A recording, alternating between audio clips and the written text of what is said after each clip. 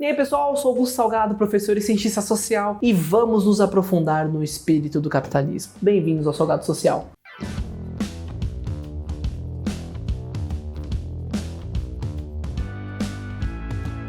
Sim, esse vídeo foi gravado no mesmo dia que eu gravei os anteriores, porque eu tomei muito café, eu tô extremamente elétrico, então eu tô gravando todos os roteiros que eu tenho escritos. Eu provavelmente não vou dormir essa noite. Tô testando gravar vários vídeos no mesmo dia, vai que dá certo. Esse vídeo faz parte da minha série onde eu estudo pro mestrado. Tô lendo agora A Ética Protestante e o Espírito do Capitalismo. Deixa eu pegar o livro, peraí. Tá aqui. Já tem algumas outras séries no canal, deem uma olhada lá. O Weber vai focar na concepção de espírito do capitalismo. Vamos com ele. O espírito do capitalismo é uma individualidade histórica, isto é, um complexo de conexões que se dão na realidade histórica e que nós encadeamos conceitualmente em um todo do ponto de vista de sua significação cultural. Então, o que o Weber está chamando de espírito do capitalismo é esse conjunto de percepções e conexões que foram marcantes nesse início do capitalismo moderno, em meados do século XVIII. O Weber vai tratar do espírito do capitalismo como um fato social e o que ele vai analisar é um tipo social construído por ele. Eu tenho um vídeo onde eu trato do tipo ideal aqui no canal. Se quiser, depois vai lá dar uma olhada para se aprofundar. O link vai estar aqui no card. Mas por hora, preciso que vocês entendam como tipo ideal a interpretação que se faz de um fato social, consciente dos vieses pessoais e das limitações inerentes da observação humana. Por outro lado, esses pontos de vista dos quais tornaremos a falar não são os únicos possíveis para analisar os fenômenos históricos que estamos considerando. Para esse, como todo fenômeno histórico, a consideração de outros pontos de vista produziria como essenciais outros traços característicos. Segue-se daí que não se pode ou não se deve necessariamente entender por espírito do capitalismo somente aquilo que nós apontaremos nele como essencial para a nossa concepção. Ele nos alerta que a análise que ele fará irá partir do ponto de vista daqueles que fazem a análise.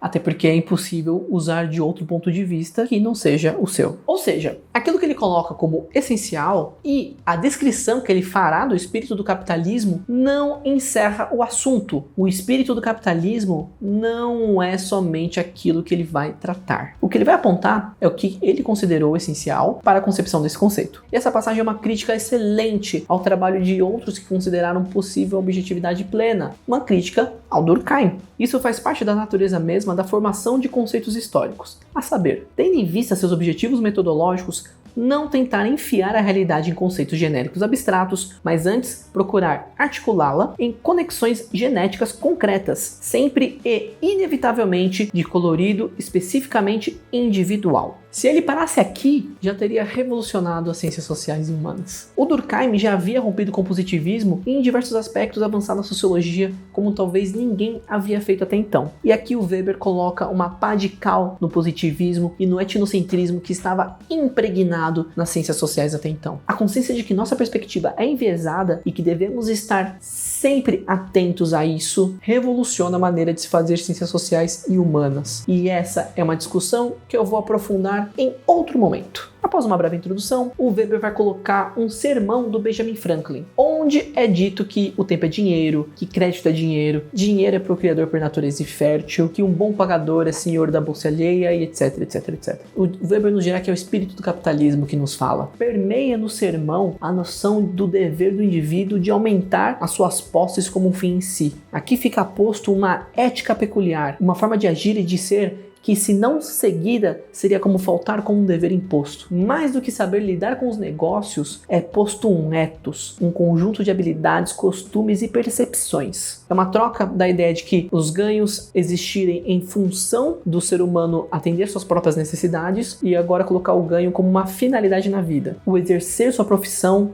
como um dever. O Weber vai colocar que o espírito do capitalismo existia anteriormente ao capitalismo e vai dar várias alfinetadas no Marx. Eu não entendi por que ele foi indireto e ficou chamando os marxistas de materialistas, de teóricos da superestrutura. Tipo, tá muito evidente que ele tá falando dos marxistas e não entendi por que ele não chamou de marxista logo. Tipo, tá tentando evitar processo, tá metendo um supostamente. Ele criticou duramente os caras, mas foi cheio de dedos pra dar um nome aos bois.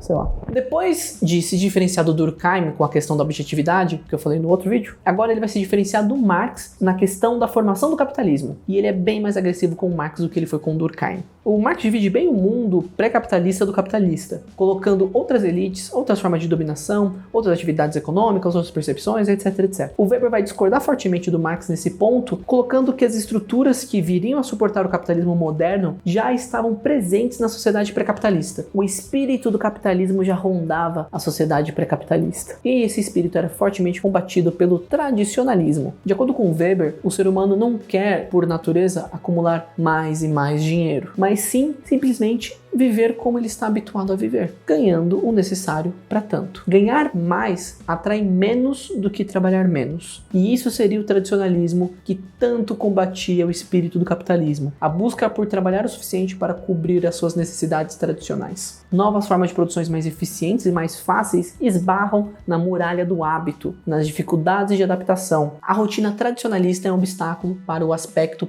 plenamente revolucionário do capitalismo e da burguesia. Lembrando que a revolução é uma mudança rápida e brusca em alguma coisa. Não precisa nem ser violenta, nem política. A Revolução Industrial, por exemplo, foi uma mudança rápida e brusca na forma de se produzir as mercadorias. Quando digo que a burguesia é revolucionária, é no sentido de buscar as inovações das práticas, pois descobrir inovações é muito lucrativo, tanto para você produzir um produto mais barato, que possa vir a eliminar a concorrência, quanto para vender o método de produção. A rotina tradicionalista vai ser superada em consequência da educação religiosa. E aqui temos ares da relação da ética protestante com o espírito do capitalismo.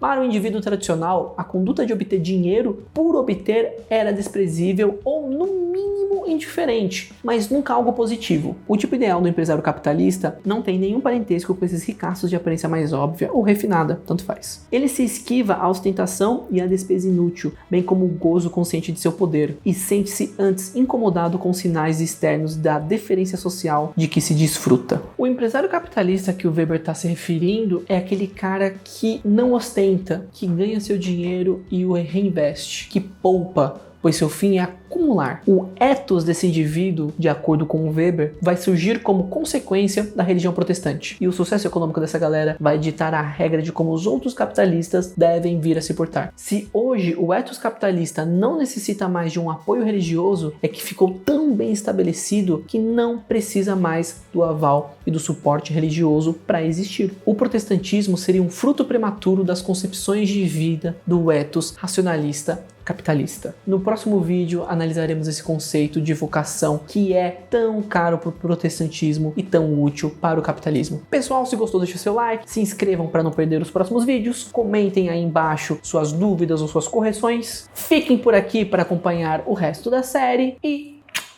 tchau!